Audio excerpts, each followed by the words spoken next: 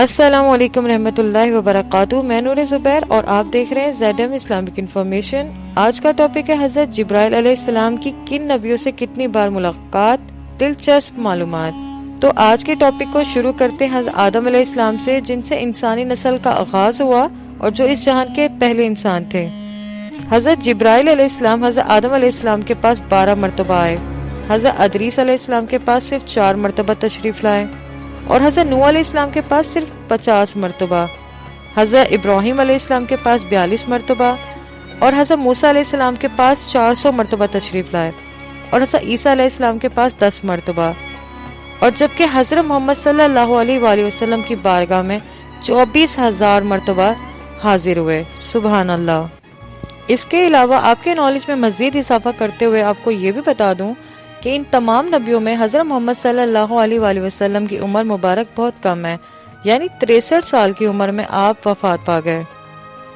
ملاقات کا یہ سلسلہ نبوت کے آغاز سے ہوا۔ حضرت محمد صلی اللہ علیہ وآلہ وسلم کی عمر مبارک 40 سال تھی جب آپ رمضان المبارک کے مہینے میں غار حرا میں عبادت کر رہے تھے، تو حضرت جبرائیل علیہ السلام سے پہلی بار آپ کی ملاقات ہوئی۔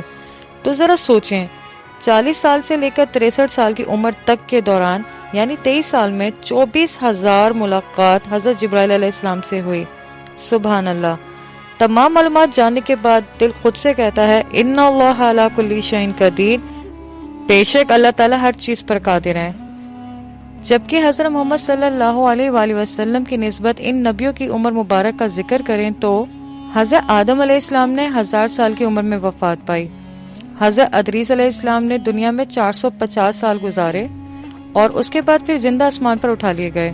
حضرت نوح علیہ السلام نے 1600 سال تک زندہ رہے اور پھر وفات پا گئے۔